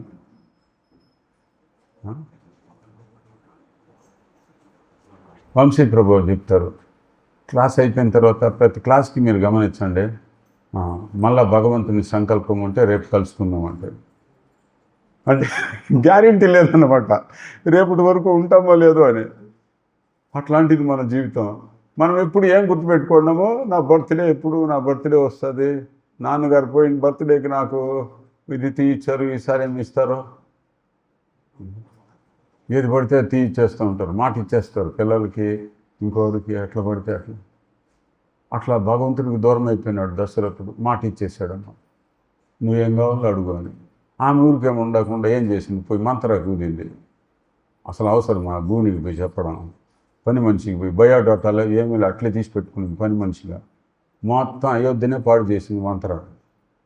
ఆమె సాంగత్యంలో ఉండి ఈమె చెడిపోయింది. ఎవరి మంత్ర? మనకే. మన మనస్సే మనకి మంత్ర. అది చెప్తూ ఉంటుంది, ఇస్కాన్కి పోవద్దు, హరే కృష్ణ చేయొద్దు, అయ్యో రాముడి దగ్గరికి పోవాలి కదంటే అరణ్యానికి పంపించాయి, నువ్వు కూర్చో ఆడ, నువ్వు కూర్చో, రాముని తోలేయి, దింపేసాయి కిందకి. కృష్ణ డౌన్ డౌన్ వైకుంఠం, దిగిపో దిగిపో. కృష్ణుడు చనిపోయినాడు. ఇప్పుడు రావణాసురుడు రాజ్యము అట్లే ఉంది. ఎందుకంటే రావణాసురుడు రాజు అయితే ఏమవుతుంది? అందరినీ ఏడిపిస్తాడు అంతే, ఇంకొకటి ఏమి ఉండదు. బాగా గుర్తుపెట్టుకోండి. ఈ భౌతిక జగత్ ఎట్లాంటిదో ఒక చిన్న ఉదాహరణ ఇస్తాను. 4 దొంగలు ఉన్నారనమాట. ఎప్పుడు దొంగతనానికి పోయినవాళ్ళు. ఒకసారి పెద్ద దోచుకున్నారు బ్యాంకునే, లుటేరి దోచుకొని ఊరికి బయట వెళ్ళిపోయినారు. రావి చెట్టు కింద కూర్చొని ఆలోచిస్తున్నారంట, చాలా ఉంది కదా, ఇంత ధనం పంచుకోవాలని. అంటే పంచుకుందాం లేదా, ఇది ఎక్కడికి పోదు, ఒక పని చేద్దాం, మీరిద్దరు వెళ్ళి భోంచేసి మాకు ఆహారం తీసుకురండి, ఆకలి దంచేస్తుంది అని చెప్పారు. వాళ్ళు ఏం చేస్తారు, ఆ ఇద్దరు వెళ్ళేసి భోంచేసేటప్పుడు ఒకరినొకరు మాట్లాడుకున్నారు, ఏట్రా అంత ధనం ఉంది కదా, మన ఇద్దరు పంచుకుంటే ఎట్లా ఉంటుంది? నిజమేరా, వాళ్ళు ఉండారు కదా, మరి వాళ్ళని చంపేద్దాము. ఇదే ప్లాన్ వాళ్ళు చేస్తున్నారు చెట్టు కింద కూర్చొని. ఏమని? రే ఇంత 4 భాగాలు పెడితే మనకు వచ్చేది ఇంతే, అదే ఇద్దరు పంచుకునే మనకు సగము ఎంత అధికంగా ఉంటుంది మనకి, ఇంకా జీవితంలో దొంగతనం చేసే అవసరమే ఉండదు. మంచి ప్లాన్ రా ఇది, నేనే చెప్దాం అనుకుంటే, సరే వాళ్ళని ఎట్లా చంపల్లా, ఏముంది వస్తానే కాల్ చేద్దాము. సరే ఇదేదో బాగుంది అని వాళ్ళు సిద్ధంగా ఉన్నారు వీళ్ళని చంపేదానికి. వీళ్ళు ముందే ప్లాన్ చేసుకొని పోయినారనమాట. సో క్యారీర్లు ఎత్తుకొని ఆడ పెట్టే ముందే వాళ్ళిద్దరిని కాల్చి చంపేశారు. మరి వాళ్ళ క్యారియర్లు తెచ్చారు కదా అయ్యగారు, ఆ ఇద్దరు తిన్నారు, వాళ్ళిద్దరు తెచ్చారు. ఎందుకు? దాంట్లో విషం కలిపాడు. ఇది లోక తీరు. మనమేమనుకుంటున్నామో ఇతరులు నాకు సుఖాన్ని ఇస్తారు, వీళ్ళే నా శ్రేయోభిలాషులు, వీళ్ళ వల్ల నేను సుఖిస్తాను. ఎవరి వల్ల సుఖిస్తాను అని అనుకుంటున్నారో వాళ్ళే శత్రువులు అయిపోతున్నారు. పాండవులకు ఎవరు శత్రువులు? ఎన్ని ప్రయత్నాలు చేసినా ఆ భక్తులు దాన్ని సహిస్తూ వచ్చారు. దాని ఫలితం ఏమైంది? యుధిష్ఠిర మహారాజు రాజసింహాసనం, అందరూ రాజులైపోయినారు. అజాత శత్రువ సాధవ సాధభూషణ, ఆయనకు శత్రువులే లేరు. దుర్యోధనుడు అస్సలు ఎప్పుడు చూడలేదు ఆ దృష్టితో ఇతను నా శత్రువు అని. అది భక్తుడంటే. అట్లాంటి వాళ్ళకు భగవంతుడు పాదాలు కూడా కడుగుతాడు. ఎట్టి సేకరీ చేస్తాడు భగవంతుడు అట్లా వాళ్ళు. శత్రువులే లేరు. అదే దుర్యోధన లాంటి వాళ్ళు మనకుంటే ఎదురు చూస్తూ ఉంటాం అనమాట. ఎప్పుడు రా వీడికి విషం పెట్టి చంపేస్తామా? ఈ లోకం మంచిది కాదు. కృష్ణ అదే చెప్తున్నాడు, ఈ లోకం మంచిది కాదు. నువ్వే వెళ్ళిపోయినావు, నేను రమ్మంటున్నాను, నువ్వు రావట్లే, నేనే పిలుస్తున్నాను మిమ్మల్ని. అందరూ ఏమంటావు? ప్రభుజీ మీ స్వామి చెప్పాడు కదా, నా అనుమతి లేకుండా గడ్డి పోచు కూడా కదలదనే. నేనే ఆడ కదులుతా మరి. నేను కదలను, మీ ఆయనకి చెప్పు కదిలించమని. ఒరే మా స్వామి చెప్పేశారు రాయా నిన్ను కదలమని. ఏమని చెప్పాడు? సర్వధర్మాన్ని పరిత్యజ్యం మామేకం శరణం ప్రజ అనేశాడు. అన్ని ధర్మాలను విడిచిపెట్టి నా దగ్గరకు వచ్చి శరణ పొందు అని చెప్పేశాడు. మరి నువ్వు గడ్డిపోవచ్చు కదా, ఆయన చెప్పేశాడు కదులు, నేను నువ్వు కదలాలి. గడ్డిపోచుకు స్వతంత్రం లేదు, మనిషికి ఉంది. ఆ స్వతంత్రతని మనిషి దుర్వినియోగం చేసుకుంటున్నాడు. అందుకే అతనికి సుఖం లేదు ఇహ పరలోకాలు. కృష్ణ చెప్పినట్టు జీవుడు చేయలేదనుకోండి, అతన్ని ఎవరు కాపాడలేదు. ఇంకా ఎవరి వల్ల కాదు. ఎందుకంటే కృష్ణుడు చాలా ప్రేమిస్తున్నాడు మనల్ని. చెప్తున్నారు కదా, గోదావరి ఉంది, ఆ గట్టు మీద చెట్లు ఉన్నాయి, ఆ చెట్ల మీద పెట్టలు ఉన్నాయి, ఆ పెట్టకి గూళ్ళు ఉన్నాయి. ఆ గూట్లో పక్షి కూర్చొని అలా నిద్రపోతుందంట. ఎందుకంటే ఆ చల్ల గాలి వస్తుంది, కింద గోదావరి నీరు చల్ల గాలిలో అది అట్లా ఊగుతుందన్నమాట. ఎవరో ఉయ్యాలు ఊపినట్టుగా మనకు కూడా అట్లా మాయ ఊపుతూ ఉంది. రే గోదావరి గట్టు ఉంది, గట్టులో చెట్టు ఉంది, చెట్టు మీద పెట్ట ఉంది, ఆ పెట్టలో ఏముంది అది తెలుసుకోరా అంటుంది మాయ. పెట్టల మనసులో ఏముంది నాకెందుకండి? దేవుడు మనసులో ఏముంది, దేవుడు ఏం చెప్తున్నాడు అది నువ్వు తెలుసుకోవాలా. మనం ఏమన్నా పెట్టాలా దాని మనసులో ఏముందో తెలుసుకోవడానికి? అంటే ఈ విషయం ఎందుకు చెప్తానంటే, మనం ఎన్ని వృక్షాలు మారుతున్నామో, ఎన్ని గూళ్ళు కట్టుకుంటున్నామో అట్లా అక్కడంతా దేవుడు వస్తున్నాడు. ఏం చెప్పారు? ఈ వృక్షాన్ని, ఈ దేహాన్ని ఒక వృక్షంతో పోల్చారు కదా. ఏదో ఒక వృక్షంతో పోలుస్తున్నారు. అశ్వత్థ వృక్షమనే కాదు, దేహం ఒక వృక్షం అయితే ఆ చెట్లో 2 పక్షులు ఉన్నాయి. 2 పక్షులు ఉన్నాయి. ఒకటి భగవంతుడైతే ఒకటి జీవాత్మ. సో ఈ జీవుడు ఏమిటంటే ఒక చెట్టు నుంచి ఇంకొక చెట్టుకి అట్లా మారుతూనే ఉన్నాడు. దాని అర్థం ఏంటి? జన్మలు తీసుకుంటూనే ఉన్నాడు. ఆ చెట్లో ఉన్న ఫలాన్ని భోగిస్తూనే ఉన్నాడు. అది చేదు ఫలమా తీయ ఫలమా కాదు, కర్మఫలాలు అన్నమాట. చెప్తారు కదా, ప్రారబ్ధ కర్మలు ఉన్నాయి కదా. ఆ విధంగా అనేక ఫ్రూటివ్ యాక్టివిటీస్ ఏంటి కర్మ ఫలాలు ఏవైతే ఉన్నాయో అవి ఇతను భోగిస్తూ ఉంటే భగవంతుడు హనుమంతచ్చ ఏమంటారు సాక్షిగా ఉన్నాడు అన్నమాట. పరమాత్మ ఏం చేస్తున్నాడు ఇతను?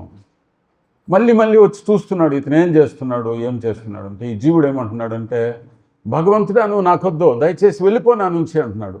అందుకే చైతన్య చరిత్రతో ఒక శ్లోకం చెప్తుంది, కృష్ణ బహిర్ముఖ భోగవాంఛాకరే నికటస్థ మాయాతారే ఝాపటి ఆదరే. ప్రభుపద్ చాలా ప్రవచనంలో ఈ శ్లోకం చెప్తారు. ఏమని? కృష్ణ బహిర్ముఖ. ఏమంటున్నామంట? కృష్ణుడు ఎదురు వస్తున్నాడు మనకి, ఎప్పుడు మన ముందు వచ్చి నిలుచుకుంటాడంట. మనమేమంటున్నావు? వెళ్ళిపో తప్పుకో, నువ్వు నాకు కనిపించద్దు, నాకు దూరం అయిపో. సో కృష్ణుడు తదాస్తు అనేస్తున్నాడు ఒకసారి. అట్లా చెప్పంగా అనేక సార్లు, సరే నీ ఇష్టం, నన్ను మర్చిపోవాలని అనుకుంటున్నావా, మాయాపహృత జ్ఞాన అసురం భావం ఆశ్రిత. నా మాయ నాకు సంబంధించిన జ్ఞానం ఏదైతే ఉందో నీలో, అది నా మాయ అపహరించుగాక అని చెప్పి ఆశీర్వదించేస్తున్నాడు. ఈ జీవుడు ఏం కోరుకుంటే అది భగవంతుడు తదాస్తు అనేస్తుంది. అందుకనే రాక్షసులకి మనం హరే కృష్ణ చేయంటే వాళ్ళు అయితే చేయకుండా ఉండేది. కారణం ఏంటంటే మాయ భగవంతునికి సంబంధించిన జ్ఞానం ఏదైతే ఉందో అది అపహరించేసింది. సో మనం ఎంతో అదృష్టం చేసాము, కాస్తంత దైవం మీద విశ్వాసం ఉంది కనుక ఈ విధంగా భక్తి చేయాలని మనకి తాపత్రయం అనేది ఉంది, అందుకే భక్తి చేయగలుగుతున్నాం. సో నష్టపోయేది ఎవరు? స్వతంత్రాన్ని పాడు చేసుకోవడం వల్ల మనమే. అట్లా అనేక జన్మలు తీసుకుంటూ ఉన్నాం. భగవంతుడు అంతా మనతో వచ్చి మనకి ముందర నిలబడి చూడు నన్ను అంటే మనం చూడడం లేదంట దైవాన్ని. ఎంత తప్పు చేస్తున్నాం చూడండి. ధనుర్దాస్ అనే ఒక భక్తుడు ఉండేవాడు శ్రీరంగంలో. స్వామి రంగనాథుడు రథంలో వస్తుంటే ఈయన ధనుర్దాసుడు ఏం చేస్తున్నాడంటే, ఒక అందమైన ఆమె గొడుగు పట్టుకొని వెనక్కి నడుస్తున్నాడు. అయితే ఆయన పిలిచారు, ఎవరు, రామానుజాచార్యులు పిలిచి, ఏమి రప్పించోడా, స్వామి వస్తున్నాడు తేరులో, నువ్వేం అట్లా గొడుగు పట్టుకొని వెనకంటి నడుస్తున్నావు అంటే, స్వామి అంత అందం నేను ఆడ చూడలేదు, అందుకని చూడకుండా ఉండలేక నేను అలాగ చేశాను. ఒరే ఇంతకంటే అందం నేను చూపిస్తే, నేను ఒప్పుకోనండి, ఇంతకంటే అందం ఆడ ఉండదు.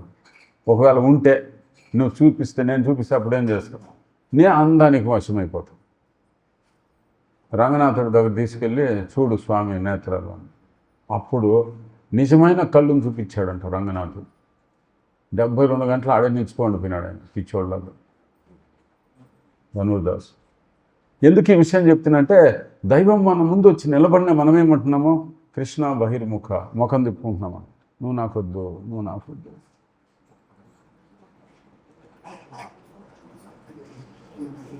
మనం ఎంత పిచ్చివాళ్ళంటే, ఏది అమృతమో దాన్ని తీసుకోవడం, ఏది విషమో దాన్ని అందరూ ఇష్టపడుతున్నారు. ఎందుకు? అమృతం వెంటనే దొరకదు. సారా అయితే ఫ్రీ కూడా. ఎలా అంటే తాగిపోతూ ఉన్నామనుకో, డబ్బులే కట్టిన అవసరం లేదు, వాడే తగ్గించేస్తాం. అమృతం అట్లు కాదు కదా, చిలకల్లా ఒకరు చిలికితే సరిపోదు, అందరిని ఎదవలను కూడా కలుపుకోవాలి. రా అమృతం చిలుకుదాము. మళ్ళీ దాంట్లో ఏమొస్తుందో ఆ విషయాన్ని తీసుకో, అని అమృతం నాకు ఇచ్చే, దానికోసం మళ్ళీ కొట్లాడాలి. ఈడ ఫ్రీ ఆఫ్ కాస్ట్ భగవద్గత రసామృతం, మధురమైనది. దీన్ని తీసుకుంటే మొత్తం ఎక్కేస్తుంది అన్నమాట. అందుకే మన ఆచార్యులు ఒక ఆయన ఒక గానం చేస్తారు, నేను అప్పుడప్పుడు అది అందరికి చెప్తుంటాను. హరి హరి విఫలే జన్మా హోయినాయనో, మనుషా జన్మా పాయ్యా, రాధా కృష్ణ నభజియా, జానియా సునియా విషఖాయినో. హరి హరి తెలిసి విషయం తాగుతున్నారండి, అమృతం తాగడం లేదు మనుషులు. అందుకేమంటున్నారంటే, భగవంతుడు నన్ను చూడు ఒక్కసారి అని చెప్పి మన ముందర అనేక జన్మల్లో వచ్చి నిలబడుతున్నాడు. నువ్వు ఏ జన్మ తీసుకున్నా మనతో ఆయన వస్తున్నాడు. అందరూ ఇక్కడ ఉండిపోయేవారే, శ్మశానం వరకు ఆఖరిలో వస్తారు, హరే కృష్ణ అని చెప్పేసి వచ్చేస్తారు. మీతో ఏమొస్తుంది? ఖాళీ మీరు చేసిన భక్తి ఏదైతే ఉందో దాన్ని ఎవరు తీసుకోలేరు. ఆ జ్ఞానం ఏదైతే ఉందో దాన్ని ఎవరు తీసుకోలేరు. అందుకే దాన్ని పెంచుకోవాలి, భక్తిని. ఆ భక్తి మిమ్మల్ని సదా కాపాడేస్తుంది. దాన్ని రోజు పెంచుకోవాలి. ఎంత పెంచుకోవాలి? గురు పుణ్యం అహోరాత్రిం స్మరనిత్య అనిత్యతాం. అహోరాత్రులు కష్టపడి పనిచేయాలంట. ఎందుకు? అది శాశ్వతమైనది కనుక, అది ఎప్పుడు నీతో ఉంటుంది కనుక అహోరాత్రులు కష్టపడాలి దీనికోసం. ఎట్లయితే పరివారానికి మాతాజీలు ప్రభువులు అందరూ కష్టపడుతున్నారు. ఎండ అయినా మంచి వేడిగా ఉన్న ఆహారం ఉండాల్సిందే కదా, ఒక ఉడుకుపో ఆయన వంట చేస్తున్నారు మాతాజీ. ప్రభువులో ఎండ వచ్చినా వాన వచ్చినా గాలి వచ్చినా పోవాల్సిందే, ఫ్యాక్టరీలకు ఆఫీసులకు కూలీ నాలి చేయాల్సిందే. మరి ఇంత దీన పరిస్థితుల్లో ఉన్నా మనం వాటికి రాధా మాధవ్కి జై. సో మనం అర్థం చేసుకోవాలి, అరే ఎట్లా బయటపడాలి, విషం తీసుకోకూడదు, అమృతం ప్రయత్నించాలి. అందుకనే మనం ఒక గోపిక చెప్పిందనమాట, బృందావనానికి పెళ్లి చేసుకొని కొత్తగా ఎవరన్నా వచ్చినా అక్కడ చెప్తారు వాళ్ళు, పాత గోపికలు ఉంటారు కదా, వాళ్ళు చెప్తారనమాట, ఏ సఖి నీకు ఒక సందేశము, ఏమిటది అని అంటే, ఇక్కడ ఒక నల్ల పిల్లి ఉంది బృందావనంలో, ఆయన మాత్రం చూసేదానికి పోవద్దు. ఎక్కడుంటాడండి ఆయన, ఆడబడితే ఆడ కనిపిస్తుంటాడు. నువ్వు కేసీ ఘాటుకు పో, నువ్వు యా ఘాటుకు పో, యా వనానికి పో, యమునా నది తీరానికి పో, అంతెందుకు ఒక్కొక్కసారి ఇంటి బయట వస్తే కూడా ఆడ నిల్చుకో ఉంటాడు మన కోసం. జన్మ కర్మ చెమే, మై గాడ్, ఆయన ఎన్ని జన్మలు ఎత్తాడు, అట్లా ఎన్ని అవతారాలు ఎత్తాడు. ఒక్కొక్క అవతారంలో ఆయన చేసిన లీలలు ఎటువంటివి, అవన్నీ గోపికలు చర్చించుకునేవాడు. చూడండి వాళ్ళ చైతన్యం ఎటువంటిదంటే, ఆ మథురాకి వెళ్ళినప్పుడు ఒకదాని మీద ఒకటి ఒకదాని మీద ఒకటి అలాగా కుండలు పెట్టుకునేవారు అనమాట, 4-5 చేతులు వదిలేసి నడిచేవారు. అది గోపికలు అంటే. మరి వెళ్తూ వెళ్తూ ఏం అమ్మేవారు, పాలు తీసుకో, పెరుగు తీసుకో, వెన్న తీసుకో, నెయ్యి తీసుకునేవారా? గోవింద్ को ले लो, श्याम को ले लो, మురారి को ले लो, రామ్ को ले लो అనేవారు అనమాట. పిచ్చిదానా, ఇంకా ఆడుండే వాళ్ళంతా మథుర వాళ్ళు ఏమి గోపికల్లాగా భక్తులు కాదు కదా. పిచ్చిదానా నువ్వేం అసలు ఏం అమ్ముతున్నావు నువ్వు, శ్యామ్ को ले लो, రామ్ को ले लो, శ్యామ్ గోవింద్ को ले लो అంటున్నావు అంటే, నేను అలాగన్నానా, లేదు నాన్న అట్లా అనలేదే. పిచ్చిదాని అయిపోయినావు నువ్వు, అసలు ఏమైపోయింది మీకు? భగవంతుని ఎప్పుడు వాళ్ళు ఏమని ధ్యానం చేసేవారంటే, ఈ కృష్ణుడు మనసులో నుంచి ఒక్క నిమిషమైనా వెళ్ళిపోవాలి అని వాళ్ళు ప్రయత్నం చేసేవాళ్ళు. మనమేమి ప్రయత్నం చేస్తున్నాము, కృష్ణుడు ఒక్క నిమిషం అన్నా అట్లా కనిపించి వెళ్ళిపోవాలి. చూడండి మనం ఏ స్థాయిలో అయినా పర్వాలేదు, హరే కృష్ణ మంత్రం చేస్తే కృష్ణుడు కనిపిస్తాడు. చేయని వాళ్ళకు కూడా కనిపిస్తాడు. ఎట్లా? మూర్తి రూపంలో. హిరణ్యకశిపుకు కూడా కనిపించాడు, ప్రహ్లాదుడికి కనిపించాడు మూర్తి రూపంలో. అట్లా సఖి ఏమనిందంటే, కేసీ ఘాట్కి మాత్రం వెళ్ళద్దు. ఇంకొక సఖి అనింది, ఏంటి అట్లా చెప్తున్నావు, ఎక్కడ పోయినా ఉంటాడు, జాగ్రత్త పడమని చెప్పు. ఏం జాగ్రత్త పడాలా? ఆ నల్ల పిల్లిని చూసావనుకో ఒకసారి, నీ సంసారం సుఖం పోతుంది. అందుకని వద్దనుకుంటే కన్నా నువ్వు చూడు అంటే దాని అర్థం ఏంటి? కోడళ్ళు ఉన్నారు, ఇంట్లో అత్తగారు ఉన్నారు, భర్త ఉన్నాడు, మామగారు ఉన్నారు, తోబుట్టువులు ఉన్నారు, వాళ్ళు సంపుకు తింటారే, నేను పని పాటు చేయకపోతే మేమంతా పళ్ళు వేస్తున్నాము, నువ్వు ఆ సంసారాన్ని వదులుకునేస్తావో ఆయన్ని చూస్తే కన్నా అటు మాత్రం చూడొద్దు అంటే. మనం ఏం చేస్తాం, ఏది చూడొద్దంటే అదే చేస్తాం కదా. అట్లా అక్కడ పోయిన వాళ్ళు కూడా వీళ్ళ మాటలు విని విని, ఎవరబ్బా ఆయన ఇంతగా ఇంత చెప్తున్నారు, ఎప్పుడు చూడు ఆయన గురించే చెప్తున్నారు, ఒకసారన్నా చూడాలి మరి అని ఎక్కడ చూస్తే అక్కడ వాళ్ళ చూపు ఉండిపోయేదంట. అలాగే వాళ్ళు అనుకోరు, ఆయన ఈ చేయిని చూశాను, లేకపోతే హృదయాన్ని చూశాను, కళ్ళు చూద్దాం ఎట్లా ఉన్నాయని అనుకోరంట. దేన్ని చూస్తే అక్కడే ఉండిపోతున్నాడు కళ్ళు, అంత అందంగా ఉంటుంది అది. సచ్చిదానంద స్వరూపం కృష్ణ. అట్లాంటి దివ్య రూపాన్ని చూడాలి కానీ ఏదేదో చూస్తున్నాం ఈ కళ్ళతో, ఈ నాలుకతో ఏదేదో మాట్లాడుతున్నాం, ఈ చెవులతో ఏదేదో వింటున్నాం. ఇట్లా మన జీవితాన్ని పాడు చేసుకుంటున్నాం ఇంకా. అందుకే కృష్ణ ఏమంటున్నారు, నన్ను చూడు, నా గురించి విను, నా గురించి చెప్పు, ఈ విధంగా నువ్వు నీ మనసును నాకు అంకితం చేయి, నీ బుద్ధిని నాకు ఇచ్చేయి, నీ జీవితాన్ని నాకు ఇచ్చేయి అంటున్నాడు. ఏం కష్టం కాదండి ఇవ్వడం, అందరికీ ఇచ్చేసాం కదా. మరేమిటంట? హరే కృష్ణ చేస్తే ఇచ్చేసినట్టే అన్నీ. ఎప్పుడు హరినామం సమయం దొరికిందో హరే కృష్ణ చేయండి, కీర్తన పాడండి, ఇంట్లోనే భజన చేయండి. భగవంతుడు ముందు వచ్చి నిలబడితే ముఖం తిట్టుకునేస్తాడు. అందుకే మనకి కష్టాలు. జన్మ కర్మ క్షమే దివ్యం. ఇప్పుడు వస్తాను శ్లోకం లేదు. భగవంతుని జన్మ ఎటువంటిది? ఆయన గన జన్మించి ఏదైనా లీలలు చేశాడు అనుకోండి, ఏం చేసినా అది లీల. ఇప్పుడు పెళ్ళి ఎట్లా చేసుకున్నాడు ఆయన?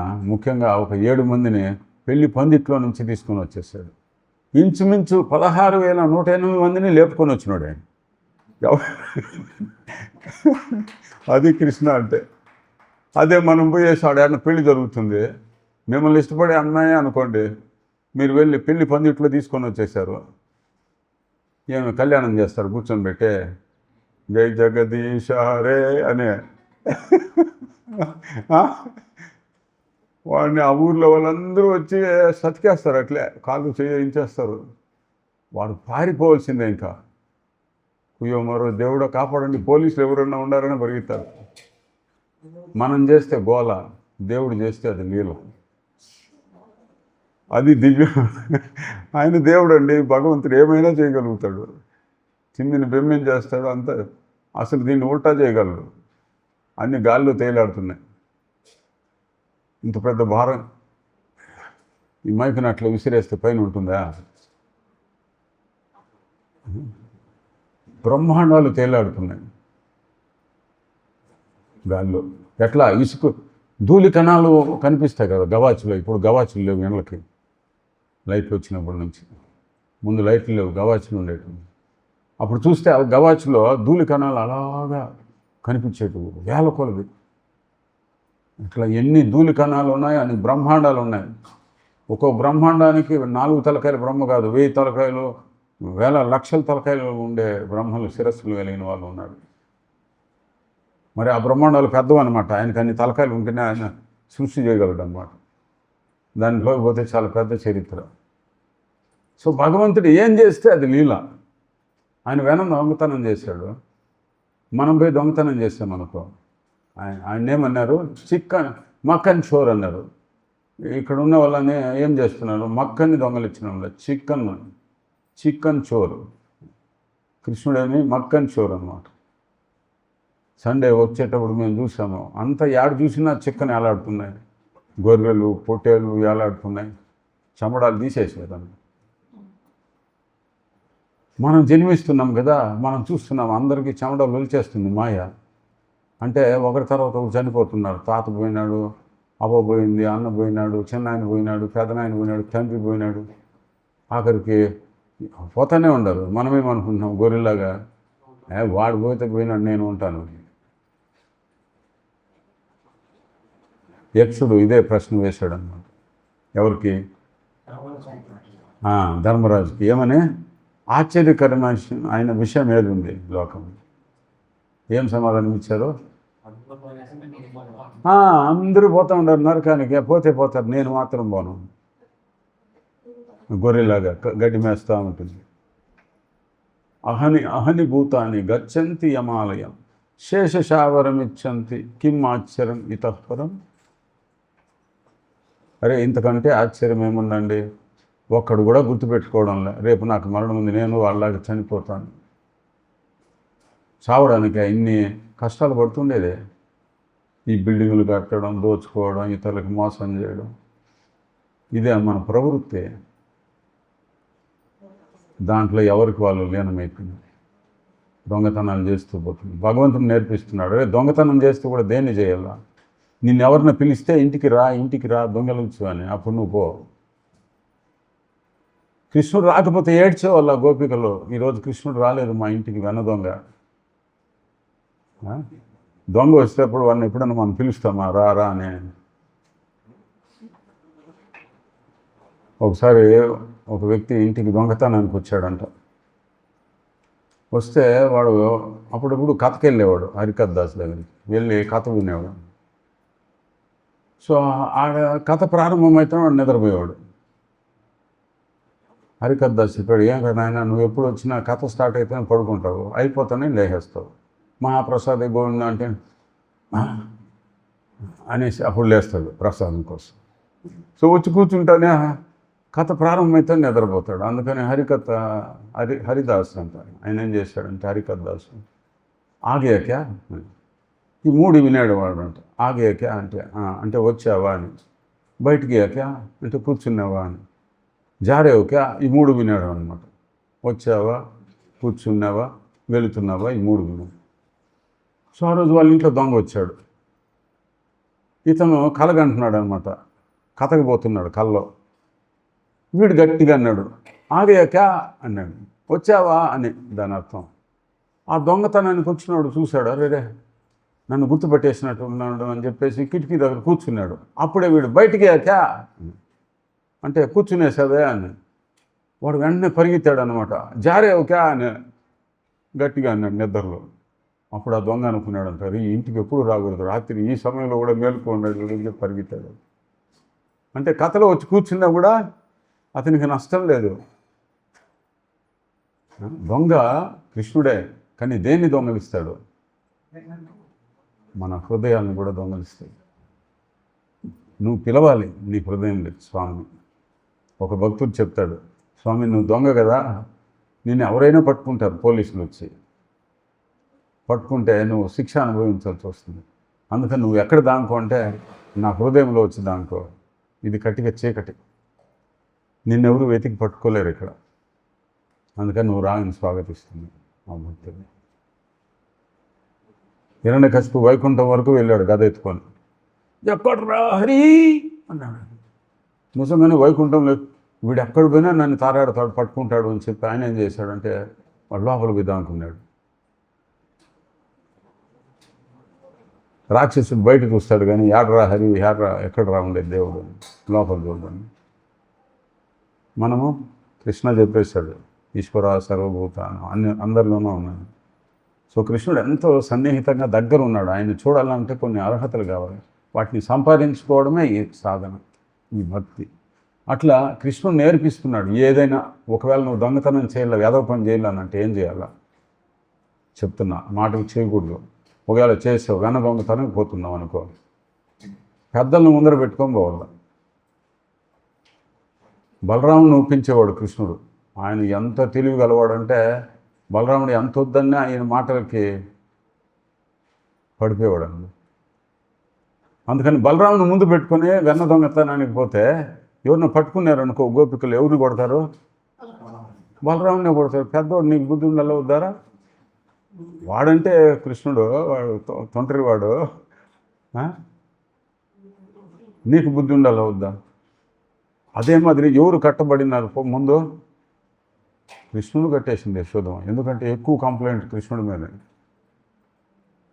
అప్పుడు బలరాముడు ఏడ్చాడు అనమాట. చెప్పాడు అప్పుడు, చూసావా నేను నీకు ముందే చెప్పానా దొంగతనం వద్దురా, చేయొద్దురా, అన్న చెప్పింది వినరా అని చెప్పేసి. ఎంత చెప్పినా నువ్వు వినలేదు కదా, ఇప్పుడు అనుభవించాను. ఇద్దరు ఏడుస్తున్నారు ఆడు కూర్చొని, ఇద్దరు దేవుళ్ళు. చూడండి భక్తుల స్థానం ఎంత గొప్పదో. భగవంతుణ్ణి కట్టివేస్తే వాళ్ళు ఎత్తుకునే శక్తి లేదు, ఎవరికి లేదు. ఎంత భక్తుడికి ఎంత ఆధీనమైపోతాడు స్వామి, తను ఇచ్చేస్తాడనమాట. అప్పుడు కూడా ఆయన అనుకుంటాడు, నేను రుణపడి ఉన్నా ఈ భక్తుడికి, ఇంకేం కావాలండి? ఈ జీవుడు ఏం కోరుకుంటున్నాడు? అరే బ్రహ్మాండాలన్నీ ఎవరైతే సొంతమై ఉన్నాయో ఆయన నీ వశమైపోతున్నాడు ఇక భక్తి ద్వారా. ఇంకేం కావాలి మీకు? భక్తవత్సల నన్ను పొందగలుగుతారు మీరు అని చెప్తున్నాడు ఈ శ్లోకంలో. నా దివ్యత్వాన్ని తెలుసుకున్న తర్వాత ఎట్లా తెలుసుకోవాలంట? ప్రభు టైం అయితే చెప్పండి ప్రభు. యోవేతి తత్వత తెలుసుకోవాలంట. ఏమిటి తత్వత అంటే? ఈ శ్లోకం అంతా సారాంశం ఈ పదంలో ఉంది. జన్మకర్మ చెవే దివ్యం, బాగానే ఉంది. భగవంతుడి జన్మలు కర్మలు దివ్యమైనవి. అవన్నీ వినాలి, చెప్పాలి, తెలుసుకోవాలి. ఇదే సారాంశమై ఉండాలి, జీవితంలో లక్ష్యమై ఉండాలి. మరి అవన్నీ తెలుసుకోవాలంటే ఏం చేయాలి? నువ్వు రాత్రి మొగులు పాడుతూ ఉండాలి, పాడుతూనే ఉండాలి. పాటలు పాడుతూ ఉంటే జమీందారు వచ్చాడంట మధ్యలో. అదేమంటారు కదా, రే జమీందారు వచ్చాడు మళ్ళీ మొదలెట్టండి. ఏందయ్యా నేను పాడిందే పాడాలా అంటే, మరి జమీందారు కదరా ఆయన వచ్చాడు కాబట్టి మళ్ళీ మొదటి నుంచి పాట పాడు. దానికి మాత్రం పాడుతూనే ఉంటారు మళ్ళా. కృష్ణ ఇన్ని ఉండాయి పాడండి అంటే, లేదండి మాకు టైం లేదు. ఇవన్నీ ఏమని చెప్పాను పోయినసారి, లవ్ లెటర్స్, ప్రేమ లేఖలు. 30 లక్షల ప్రేమ లేఖలు ఉన్నాయి. ఎన్ని? దేంట్లో 30,000. ఏది? భగవద్గీత, భాగవతం, చైతన్య చరితామృతం కేవలం ఇంచుమించు 29,000 శ్లోకాలు ఉన్నాయి. అవన్నీ ఏమి? భగవంతుడిచ్చిన ప్రేమ లేఖ. సో తత్వత అంటే ఏమిటి అంటే, రామదాస్ ప్రభు కారులో చెప్తున్నారు. ఏమిటి తత్వత అంటే, భగవంతుని యొక్క అనేక జన్మలు ఉన్నాయి కదా, వేరు ఎన్ని ఉన్నాయి? అనంతం ఉన్నాయి. సముద్రంలో అలలాగా భగవంతుడి యొక్క అవతారాలు. అది ఈ బ్రహ్మ, సరస్వతి, మహేశ్వరులు లాంటి వాళ్ళు కూర్చొని గానం చేసేది కాదు కదా. అనంత పద్మనాభుడు, 1000 నోళ్ళ కలిగిన, నాలుకలు కలిగిన ఆ స్వామి కృష్ణుడు యొక్క జన్మ కర్మల గురించి ఆయన కీర్తిస్తూనే ఉంటే, అంటే చెప్పినవి చెప్పకుండా చెప్తున్నా కానీ చెప్పలేకపోతున్నాడు అన్నమాట. అది ఆయన దివ్యత్వం, అది ఆయన జన్మ కర్మలు. అవి మనం కొద్దిపాటిగా మన సామర్థ్యం ఎంత ఉందో అంత మనం ప్రయత్నం చేసామంటే మళ్ళా దాన్ని తత్వత అన్నారు. అంటే ఏమిటి? ఆయన జన్మలు ఎన్ని ఉంటే వాటి విశేషాల గురించి, తర్వాత ఆయన పరివారం గురించి, ఆయన దేహ సౌందర్యం గురించి, నామ రూప గుణ లీలలు ఏవైతే ఉన్నాయో వాటిని మళ్ళీ చర్చించడం ద్వారా యాజ్ ఇట్ ఈజ్గా. అందుకే ఇక్కడ అన్నారు ఏమనంటే, తత్వత అంటే ప్రతి పదార్థంలో ప్రభుపాదులు చెప్పారనమాట. యథార్థముగా ఏదుందో అదే ఉండింది ఉన్నట్టు ఆచార్యులు మనకు ఎట్లా ఇచ్చారో దాన్ని. అంతేకాదు ఈ అన్నిటి గురించి తెలుసుకోవడమే తత్వత అని. ఇలాగ అనేక శ్లోకంలో కృష్ణుడు భగవద్గీతలో తత్వత అనే పదం వాడాడు. ఎక్కడ?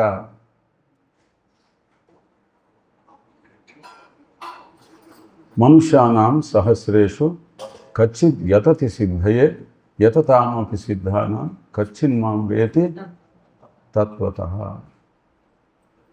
ఇంకొక శ్లోకంలో చెప్పాడు, దేహినోస్మిన్ యదా దేహే కౌమారం యౌవనం జర తదా దేహాంతర ప్రాప్తి ధీర. అది కాదు. మాత్రా స్పర్శాస్తు కౌంతేయ శీతోష్ణ ఆగమాపాయన కాం ప్రతిక్ష లేదు. దాంట్లో కూడా అనేక శ్లోకాలు ఉన్నాయి. అట్లాగా భాగవతం ఏం చెప్తుందంటే, వదంతి తత్తత్వ విదస్తత్వం యస్ జ్ఞానమధ్యయం బ్రహ్మేతి పరమాత్మేతి భగవానేతి శబ్దతే. సో ఈ విధంగా మనిషి ఏంటంటే భగవంతుని గురించి తత్వత తెలుసుకోవాలంటే నామరూప గుణలీలలు అనంతంగా ఉన్నాయన్నమాట.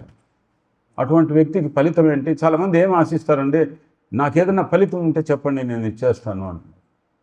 సో ఈ శ్లోకంలో స్వామి ఏమంటున్నారంటే, ఈ విధంగా నువ్వు నా గురించి తెలుసుకున్నట్లయితే త్యక్వా దేహం పునర్జన్మ, ఈ దేహాన్ని త్యజించిన తర్వాత మళ్ళీ నీకు పునర్జన్మ లేదు. ఎందుకు లేదు? నా శాశ్వతమైన ధామాన్ని నువ్వు చేరుకుంటావు. యద్గత్వా నా నివర్తంతే తద్ధామ పరమం మమ. మరి అక్కడ ఎందుకు వెళ్ళాలి? అక్కడేముందంట? ఏదైనా వైభవం ఉంటేనే కదా నువ్వు వెళ్తాను. సో చింతామణులతో ప్రహరీ గోడలు ఉన్నాయి, సురభ్యావులు ఉన్నాయి, కల్పవృక్షాలు ఉన్నాయి. శ్రియా కాంతాకాంత పరమపురుష కల్పతరువు దుర్మాభూమి చింతామణి గానమయ్యిపోయేమృతం తదాగానం నాట్యం గమనమపి వంశీక్రియాసకి. ఏమిటంట? బ్రహ్మ సంహితలో ఆఖరి శ్లోకంలో వర్ణించారు విధంగా, శ్రియా కాంతాకాంత పరమపురుష. అందరూ కాంతామణులు గోపికలు ఎవరైతే ఉన్నారో వాళ్ళందరూ లక్ష్మీగణ సమేతంగా అందరూ లైన్లో నిలబడి ఉన్నారు భగవంతునికి సేవ చేయడానికి. మన సేవ ఆయనకు అవసరం లేదు, కానీ ఆయన ఎందుకు సేవ చేయమంటున్నాడంటే దాని నుంచి మనం ఎన్నో ప్రయోజనాలని పొందగలుగుతాం, అందుకని చెప్తున్నాడు. సో మనం మళ్ళీ సాకు పెడుతుంటాం, తప్పించుకునేదానికి ఎన్నో ప్రయత్నాలు ఎన్నో చేస్తామన్నమాట. అందుకని కృష్ణుడు చెప్పాడు సింపుల్, నువ్వు నన్ను ప్రసన్నం చేయాలనంటే ఏ పాత్రమో పుష్పమో ఫలమో ఇచ్చేయండి అని. ఇవన్నీ దేని నుంచి సులువుగా దొరుకుతాయి మనకి? జలము. ఇవన్నీ దేని నుంచి ఎక్కువ సులువుగా దొరుకుతాయి? వృక్షం నుంచి. ఈ మూడు, ఫలము, పుష్పము, పత్రము. ఫల పుష్పాలు డబ్బు పెట్టి కొనాలి. సో పత్రం అయితే అవసరం లేదు, ఎంత భేదవాడైనా భగవంతునికి అర్పించవచ్చు. అందుకే మనము స్వామి మన నుంచి సేవ అడుగుతున్నాడు అనమాట. వాటిని నా భక్తితో సమర్పించు అంటుంది. సో కృష్ణుడికి కావాల్సింది ఏంటి? మన భక్తి, ప్రేమతో. ఆయన మనల్ని దౌర్జన్యం చేసి కూడా సేవ చేయించుకోగలడు, కానీ అది ఆయనకి ఇష్టం లేదు. నీకు నువ్వుగా నిర్ణయం తీసుకుని ప్రేమతో భగవంతునికి శరణాగతి పొంది సేవ చేసావనుకో ఆయన స్వీకరిస్తాడు. భక్తి అభక్తి అని చెప్పాడు ఆ శ్లోకం. అందుకని మన బాధ్యత ఏంటి? వైకుంఠానికి పోవాలని అంటే ఇవన్నీ చేయాలి. అక్కడికి పోతే ఇవన్నీ ఉంటాయి. శ్రీ ఆకాంత అంతమంది ఉన్నా కానీ వాళ్ళ దగ్గర సేవ చేయించుకుంటున్నా కానీ మన సేవను ఎందుకు ఆశిస్తున్నాడంటే మనకు మేలు చేయడం కోసం. పరమపురుష కల్పతరువులు ఉన్నాయి. అక్కడేంటంట, అక్కడ ఆ స్త్రీలు నడుస్తుంటే నాట్యం చేసినట్టు ఉంటుందంట, అక్కడ వాళ్ళు మాట్లాడితే గానం చేసినట్టు ఉంటుందంట. ఇంకా వాళ్ళు మామూలుగా నాట్యం చేశారనుకో అంతే, వాళ్ళు గానం చేశారనుకో ఇంకేది వినాలనిపించదని. అట్లాంటిది ఆ లోకం. అట్లాంటి లోకానికి మనల్ని ఆహ్వానిస్తున్నాడు స్వామి. అందుకని ఈ శ్లోకం ఏంటైతే ఉందో ఇది దివ్య జ్ఞానంలో ఇవ్వబడింది. 4వ అధ్యాయం దివ్య జ్ఞానం. మీకు ఒక విషయం చెప్తా ఫైనల్గా, టైం అయిపోయింది. యధనుధ్యాసినాయుక్త కర్మగ్రంథి నిబంధనం చిందంతి కోవిదస్తస్య కోనాకుర్యాత్ కథారతిని అని చెప్పారు భాగవతం 2వ అధ్యాయం 1వ స్కందం. ఏమంటున్నారంటే యధనుధ్యాసినాయుక్త, నువ్వు కృష్ణ కథ ఈ విధంగా విని దాన్ని అర్థం చేసుకుంటూ ఉన్నావంటే ఇది జ్ఞానం అని చెప్పబడింది. అటువంటి జ్ఞానం అనే ఖడ్గాన్ని నువ్వు తీసుకొని ఏం చేయమంటున్నారంటే నువ్వు దీన్ని తెగ నరగచ్చు అనమాట, నరికేయచ్చు. దేన్ని? కర్మగ్రంథి నిబంధనం. గ్రంథి అంటే ముళ్ళు అనమాట. అశ్వత్థ వృక్షానికి ముళ్ళు ఉంటాయి కదా, పెన వేసుకో ఉంటాయి, దాన్ని విప్పలేము ఆ ముళ్ళు. దానికి ఒకటే గొడ్డీలు ఎత్తి నరకాలి. కర్మగ్రంథి నిబంధనం చిందంతి కోవిదస్తస్య. ఎవరు దీన్ని గొడ్డలు ఎత్తుకొని నరికినట్టుగా ఈ కర్మ గ్రంథినంతా ముళ్ళంతా ఎవరు కోసేస్తారంట అంటే మీలాగా కృష్ణ కథను విని ఆ జ్ఞానం అనే ఖడ్గాన్ని తీసుకొని నరికేస్తారు. కోనా కుర్యాత్ కథారతి. మరి ఎవరండి ఈ కృష్ణ కథలో అనురక్తులు కాకుండా ఉంటారు? అందరూ అవ్వాల్సిందే, అవుతారు కూడా అని చెప్తుంది ఆ శ్లోకం. కాబట్టి మీరు బుద్ధిమంతులు, దయచేసి ఇలాగే ప్రతిరోజు ఏదో 1 గంట కాదండి, వాస్తవంగా ప్రతిరోజు 7 పిరుళ్ళు ఉండాలి. ఎవరైతే పెన్షన్ నేర్చుకున్నారో నాలాగా ఉద్యోగం అంతా అయిపోయింది, ముసలోళ్ళు అయిపోయినారు, వాళ్ళు కూర్చోవాలా, రాండి ఎవరు వస్తారని చెప్పి వాట్సాప్లో ఒక మెసేజ్ పెట్టాలి. రోజుకి ఇన్ని పిరుళ్ళు ఉంటాయి, ఒక శ్లోకం రాయండి బోర్డులో, వాళ్ళనే అడగండి దీనికి ఏం అర్థమైంది మీకు అని. వాళ్ళు చెప్పేటివన్నీ బోర్డు మీద రాసి ఎక్స్ప్లెయిన్ చేయండి. ఇది చేయాల్సింది. అప్పుడు అది తత్వతః అవుతుంది. ఖాళీ సండే అది మంచిదే, వారానికి అట్లీస్ట్ 1 రోజన్నా వస్తుంది. సో ఇది మీ అందరి బాధ్యత అయింది. భక్తుల మధ్యన ఈ విధంగా జీవితాన్ని మనం కాలక్రమేణా చేస్తున్నట్లయితే నిజంగానే మనం స్వతహాగా చూడొచ్చు మనలో ఎంత మార్పు అనేది వస్తుందని. హరే కృష్ణ. భగవద్గీత యథాతథం ఖీష. ఏమైనా ప్రశ్న ఉంటే అడగచ్చు. టైం ఎంత ప్రభు? కరెక్ట్ అయినా ఆపేనా? పోయినసారి ఎక్కువ సమయం తీసుకున్నా. ఏమైనా ప్రశ్న ఉంటే అడగచ్చు ఎవరికైనా. ఒక 5 నిమిషాలు ప్రశ్నోత్తరాలు ఉంటాయి.